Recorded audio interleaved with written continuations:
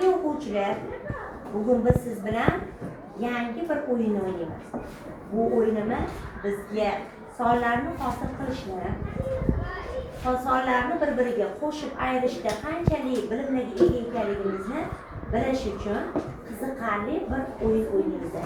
Bu o'yinimiz orqali siz matematika darsida sonlarni qanday hosil qilishni, ayirishni, qo'shishni, komponentlarni qanchalik bilib olganingizni siz bilan hozir tekshiramiz.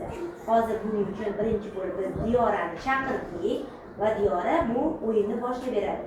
Diyoraxon, siz hozir mana shu sharchani otasiz. Sharcha qaysi raqamga kelib ichida mana bu yerda raqamlar yozilgan.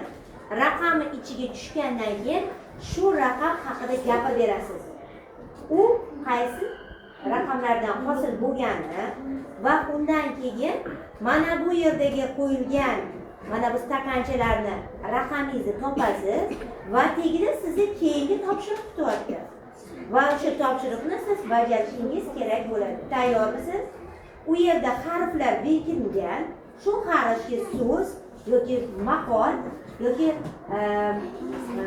ism aytib berishingiz kerak bo'ladi. Tayyormisiz? Hamma bolalar tayyormi? Diyoraga omad tilaymiz. Marhamat. Xo'p, necha raqam tushdi Diyora? 9 ni ayting. 9 raqamni aytib bering. Qanday hosil bo'ladi? 5 va 4ning qo'shilmasi. Xo'p. 9 kere Barakalla. 9 ni yana qanday sonlar bilan hosil qilish mumkin? 6 bilan 3, 2 bilan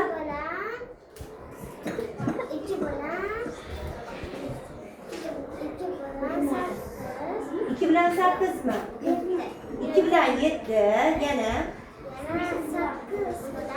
8 bilan 1, 9 bilan 0. Barakalla. Qarsiylar chalib qo'yamiz. 9 raqami bor ekanmi? Atrofga qarab qo'ying. Bormi, yo'qmi? 9 raqami bormi? Bor ekan. 9 raqami bor ekan. Oldik. Tagida nima qarab bekinib olibdi? O'rtoqlaringizga qarab turib ayting. V dan so'z ayting. Voleybol, yana velosiped, yana ismlar aytishingiz mumkin. Vitamin, yana